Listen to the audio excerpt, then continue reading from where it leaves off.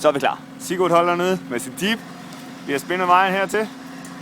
Så passer vi på, at vi ikke får noget i hovedet. Han slæver. Hvad sker der?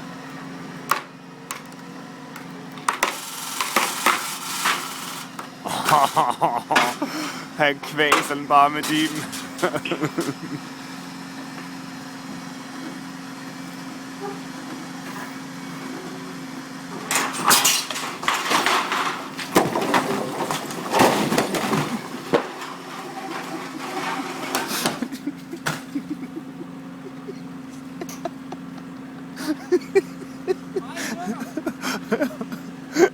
Der er ikke mere mur tilbage.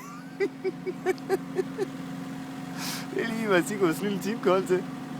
Slap af.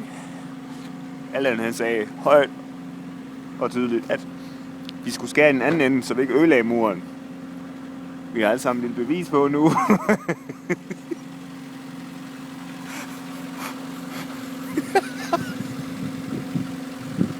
Vi er sgu nedbryderkonger. Det skider vi på. Nå, det var sgu flot gået. Det er Plums garage. Udbrændt garage. Ja.